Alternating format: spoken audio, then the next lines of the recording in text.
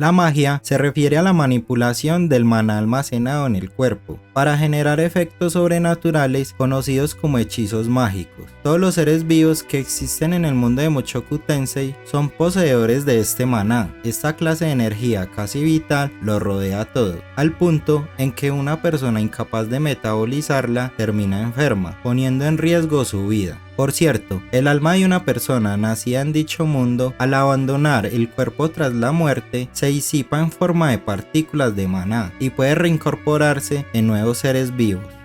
La magia se vale naturalmente de esta energía de nombre maná para manifestarse a través de una serie de mecánicas en las que se podría categorizar. Por un lado tenemos a los encantamientos, que consisten en recitar un conjunto de palabras para lanzar un hechizo. Tras años de práctica, ciertos magos pueden llegar a emplear versiones acortadas de dichos encantamientos, ahorrando tiempo vital en batalla. Los encantamientos son el método común para lanzar hechizos, ya que son relativamente fáciles de usar. Un mago normalmente usa encantamientos desde que era principiante hasta que se convierte en maestro. Por otro lado, tenemos a los conjuradores silenciosos, quienes en lugar de recitar para conjurar magia, la manipulan con la voluntad y la intención del razonamiento del usuario, formando en su cabeza la imagen del hechizo y las propiedades mágicas del mismo. A diferencia de usar encantamientos, la potencia de esta magia se ve calibrada por el usuario, así como también su precisión.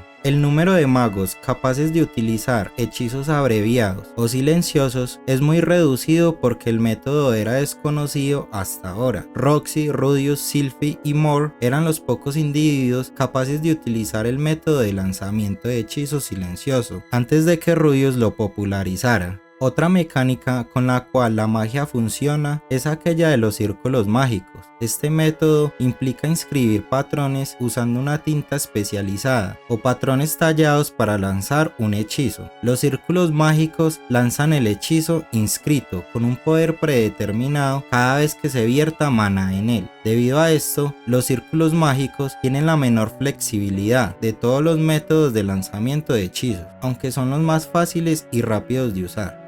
La magia existe en distintos tipos. Para empezar, tenemos a la magia ofensiva, con ejemplos como hechizos de fuego, agua, tierra y viento. En segundo lugar, existe la magia defensiva y de curación, que comprende conjuros de desintoxicación, golpe divino y protección. En tercer lugar, encontramos la magia de invocación, con la cual se utiliza para invocar seres poderosos, para llevar a cabo las órdenes de los invocadores, y que naturalmente necesitan un círculo de invocación. En el cuarto lugar tenemos la magia mixta o magia combinada. Es magia en la que el lanzador usa hechizos consecutivos para alterar o mejorar los efectos de un solo hechizo, como por ejemplo el pantano, que emplea magia de tierra y agua para su creación. Y por último, existe una categoría bajo el nombre de magia única, que contempla por ejemplo el aullido de la raza de las bestias o el Ranma para interrumpir la magia, entre otras técnicas muy específicas.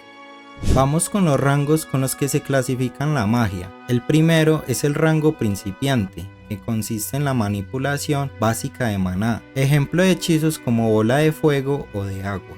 El segundo es el rango intermedio, en el que cuadran la manipulación avanzada de maná, ejemplo de hechizos como cañón de piedra, gran bola de fuego o pilar de hielo. El tercero es el rango avanzado, para la manipulación compleja de maná en un área de efecto generalmente grande, ejemplo de hechizos como llamas del éxodo o tormenta de nieve. El cuarto es el rango santo o sagrado, quienes manipulan el maná compleja a gran escala, generalmente hechizos que afectan el clima, ejemplo de hechizos como cumulonimbos. El quinto es el rango rey o real, se basa en la magia de clase santa aumentando su efectividad, ejemplo de hechizos como eléctrico, difícil de evitar y puede adormecer el sistema nervioso, considerada como magia única. Por cierto, este hechizo es creación de Rudius. En el sexto, el rango emperador o imperial, se emplea una muy alta cantidad de maná y una manipulación específica.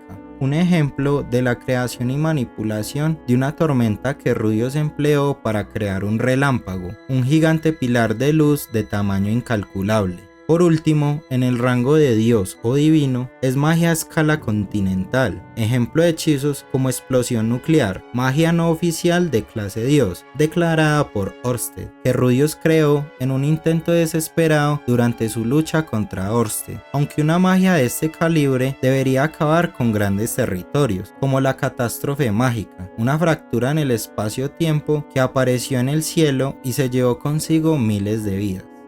Las clasificaciones de hechizo suelen ser proporcionales a la cantidad de maná necesaria para lanzar el hechizo. Además, el título de clasificación del mago está determinado por el hechizo más avanzado que pueda lanzar. La magia de Rudius se considera de un rango superior a pesar de utilizar magia de menor rango como base. El Rudius del futuro afirma que la magia en este mundo es omnipotente. Una vez que te das cuenta de eso, esencialmente puedes hacer cualquier cosa. Sin más que agregar, me despido. Un saludo a los suscriptores y visitantes. Gracias por llegar hasta el final y nos vemos en otro nuevo video.